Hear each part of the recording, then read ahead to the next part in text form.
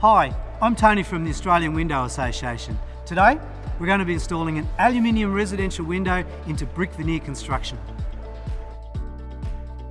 Tools we need include a spirit level, a tape measure, hammer, chisel, staple gun, utility knife, drill, impact driver. There are a few things we'll need. Fixing screws, either stainless steel or galvanised. Packers, like the ones shown here, or you may prefer to use timber wedges, and we'll also need some flashing.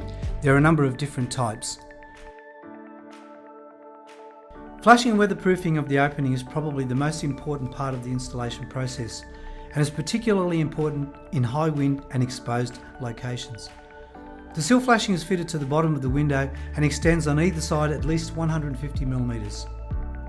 The jamb flashing should be at least 150mm wide and attached to both sides of the window, starting 150mm above the window and continues down to overlap the sill flashing. Where the top of the window is not protected by the eaves, it will be necessary to fit a head flashing. The head flashing should be fixed to the wall frame or into the internal brickwork above the window and extend outward to cover the head of the window and overlap the jamb flashing on each side. This principle of overlap is important, as it should provide that at each transition, water is directed outward onto the element below, so that any water that penetrates the outer skin of the structure is directed out and away. Many window suppliers can pre-fit flashings, so remember to ask when ordering your windows if this is an option. This window came with the sill flashing already fitted.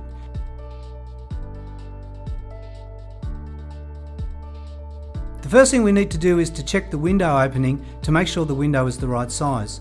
The opening should be about 20mm bigger in height and width than the overall size of the window, including the reveal.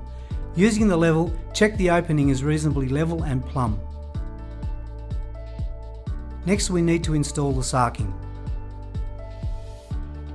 Feel for the opening from the outside. At the head, we cut the sarking off flush with the opening. Cut about 100mm in from the stud and cut the corners at 45 degrees. Now fold sill and jambs back in like this and staple in place. Pre-drill the window reveal for the fixing screws. Position the window roughly in the centre of the opening and level the sill using packers. Line the internal side of the reveal to project inwards to suit the wall lining, usually either plasterboard or fibre cement in wet areas. In most cases this will be 10mm, but check if thicker lining is being used, as this may affect where the window needs to sit. I'm using a piece of 12mm ply to allow for glue and setting materials. Fix the top corners in place. Check the jambs are plumb using your level and adjust the window position as necessary to make sure the window is level, plumb and square. This may take a few goes to get it right, but it's important, so take your time. Once you're happy the window is sitting right, fix off the rest of the window using screws or nails with a gauge and spacing appropriate for the wind load. As a final check, open and close the window a few times to make sure the window and the lock are operating correctly.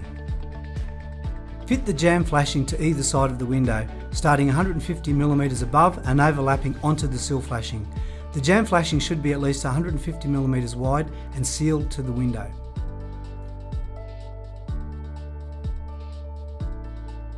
It is important to protect the window during bricklaying. The window frame and glass can be easily damaged by mortar deposits if not properly cared for. Any deposits should be washed immediately with fresh water. It is important when bricking up the jambs that the bricks are positioned closely to the window frame, but do not push on the frame to create a bow. Sill flashing should be laid into the brickwork up to 2 courses below the window. Make sure the sill flashing is smooth and does not sag into the cavity so that it would collect water. Sill bricks should be laid so that there is roughly a 10mm gap under the window to allow for settlement. The sill brick or course above the flashing will have a number of weep holes, usually every 4th brick, but no more than 1.2 metres spacing between them, to allow any water to escape. Head flashing should be fixed to the wall frame above the window and draped into the lintel. The top of the flashing goes behind the sarking, so we'll need to cut a slit about 150mm above the window that goes right across about 150mm past the window on each side. Again, mortar joints will be left open for weep holes at no more than 1.2 metres centres. Well, that's it for this video. Check Check out the other videos in this series for information on installing other window types. Thanks for watching.